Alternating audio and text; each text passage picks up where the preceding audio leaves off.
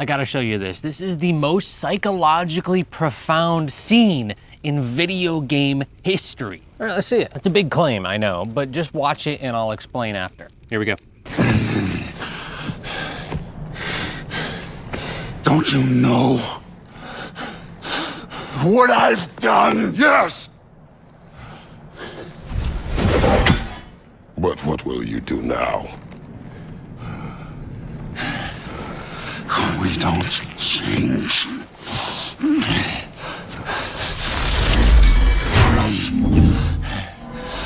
Destroy us. No more.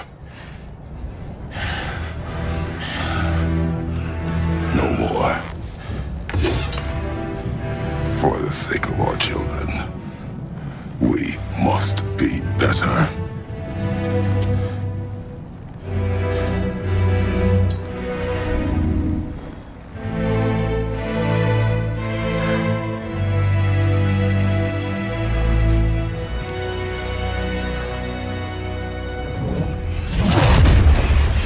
Why isn't he dead? Are you talking? Who told you to do that? You don't talk. You don't think. I think. All right, here's the breakdown, and think about this for yourself. Carl Jung said, everything that is unconscious in ourselves, we discover in our neighbor, and we treat him accordingly. Thor is realizing in this exact moment, just like Carl Jung's psychological model, that the persona that he thinks he is changeable, and it's not really him. It's just a mask that he's put on, and he's projecting that, just like the Carl Jung quote we just gave, right? But in that exact moment, it's unconscious that it's a projection, because you see the difference between the shadow and the persona is that the persona is the destroyer in this case, and the shadow is the medium between the unconscious and conscious parts of the psyche. And this is why it's so profound, because the shadow isn't just negative traits, but it's the unrealized part, the part that we are suppressing.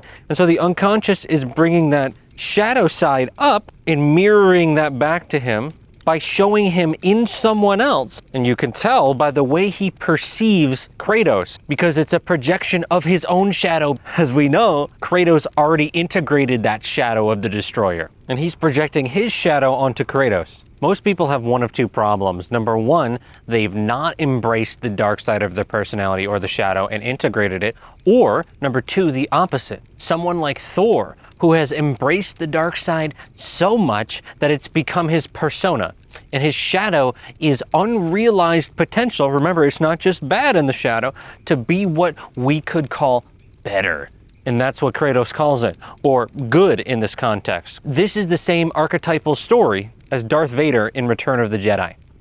Did you catch the other truth hidden in plain sight in this scene? It's the region beta paradox playing out in real time. All right, what's that? It's the paradox that humans tend to put off change until it gets too painful to stay the same. So in this context, Kratos had to put him near getting unalived for him to realize the truth. That he was doing this to himself by agreeing to the persona his father had placed upon him since childhood. Relatable. Now let's go back to the beginning, the do you know what I've done part versus what will you do now. Carl Jung describes this exact thing. This quote is dense, but stick with me. We carry our past with us, to wit, the primitive and inferior man with his desires and emotions, and it is only with an enormous effort that we can detach ourselves from this burden. If it comes to a neurosis or mental problem, we invariably have to deal with a considerably intensified shadow. And if such a person wants to be cured, it is necessary to find a way in which his conscious personality and his shadow can live together. So it's actually through shadow integration, not suppression, not trying to act like it's not there, and merging with what one doesn't want to be. And through that process, we achieve what Carl Jung called individuation, or psychological wholeness. And by the way, the beauty of Kratos in this situation is summed up by this quote: knowing your darkness is the best method for dealing with the darkness of other people. I think you're onto something. But what's individuation in this context? I'll try to explain the term individuation as simply as possible. By it, I mean the psychological process that makes of a human being individual, or a unique, indivisible unit, or what you might call a whole man. See, if we get honest with ourselves, we'll realize that this is actually our goal. even though it's unconscious for most people. I'm talking about the desire to be uniquely whole and fully develop our personality, not just to fit in or to be comfortable. That's the persona. That's the programming of society. The great philosopher Nietzsche knew that our society was designed to stifle this individuation, and he described the antithesis, or the opposite of individuation, as the last man. He said this: "No herdsman in one herd. Everyone wants the same thing. Everyone's the same. Whoever thinks otherwise goes voluntarily into the madhouse." So the last man is characterized by consumption, not creation. They're not creating their own life, and they're just seeking comfort. And look at our society. What's it trying to turn us into? I think it's clear. A cool historical note on this, though, is that Jung also read this exact book by Nietzsche and described it as, quote, "a tremendous impression." So you could say that they align on this idea.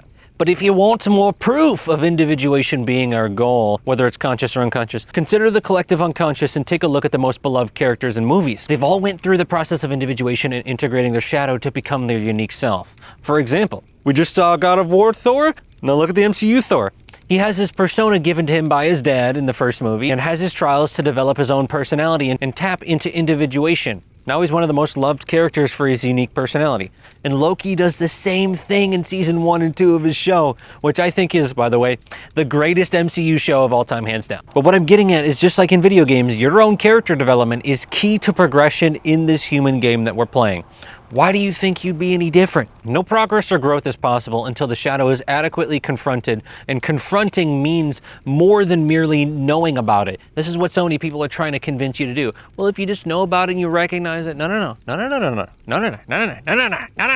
It's not until we have been truly shocked into seeing ourselves as we really are, instead of as we wish or hopefully assume that we are, that we can take the first step towards individual reality.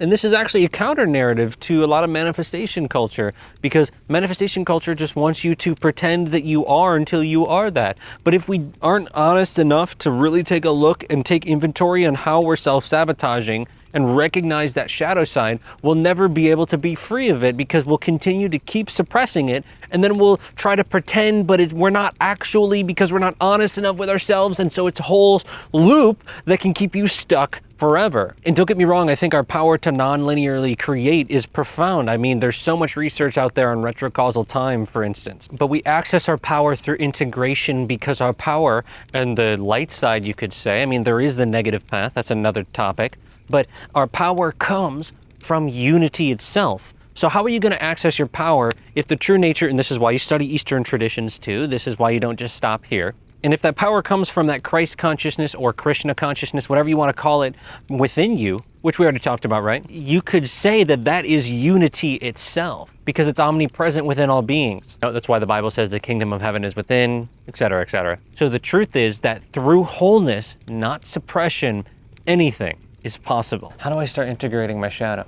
And only Sith deal in absolutes, but here's how I did it. I'm the type of guy who doesn't really do well not understanding what I'm doing. So first I had to understand the shadow, which meant first, radical honesty as to why I was doing what I was doing, which was self-sabotaging, overthinking, etc. And what really helped me is understanding Carl Jung's psychological model and implementing it. But it's a life's work that he had culminated in this knowledge, so it's not just a one-sentence answer. So we probably need to sit down together and I could help you figure it out. I mean, is that on the table? You know, the timing on this is actually immaculate. It's spring, right? This is the perfect time for transformation because we're in line with nature.